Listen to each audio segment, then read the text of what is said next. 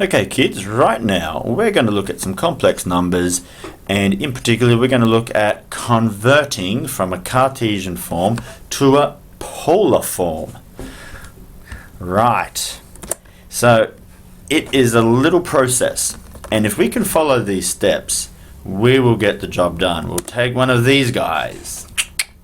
Yep, there's your complex Cartesian cow, and we're going to process it and turn it into one of these polar burgers. Yeah. So let's start with that complex number in Cartesian form. And first step, we have to plot this Cartesian number on an Argand diagram.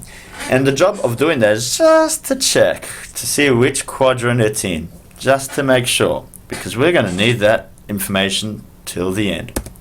So in your Argand diagram, -3 in the reals, which is over here somewhere, it doesn't have to be exact, just rough, and +√3 in the I, in the imaginary, it's going up. So it's a quadrant 2 angle, quadrant 2 complex number, and that's all we need to identify at this stage.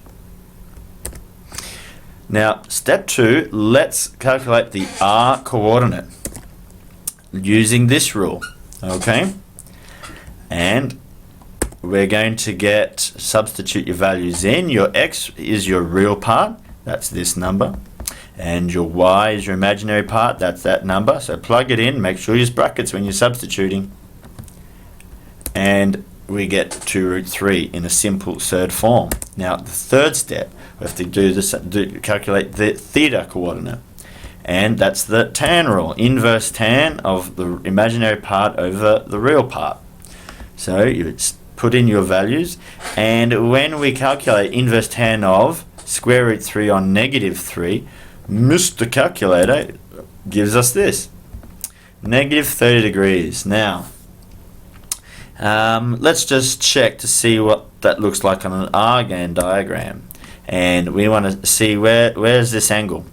So when we sketching -30 degrees in a little Cartesian plane, we put the 0 along the positive x-axis, and then -30 is an angle that goes down like so, 30 degrees, and that's in the fourth quadrant.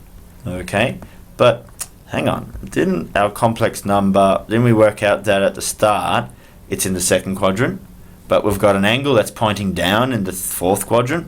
That's not right. So that's why we need a step 5. This is where we have to correct the angle by adding 180 degrees to ensure that you get the same quadrant. Now you only do step 5. Only do step 5 if step 4 is not right. If we end up with different quadrant for the angle as the quadrant from step 1. Okay, then comes step 5 only. So we start with our angle we calculated, -30 degrees, and we have to add on 180 degrees to get 150. And finally, to finish it up, step 6, let's write it all in polar form. So polar form is using your cis function. Yes, it looks like this. Z equals R times cis of theta, and we put the R and the theta value in there, and we get it in polar form. And now we can eat burgers. Yeah!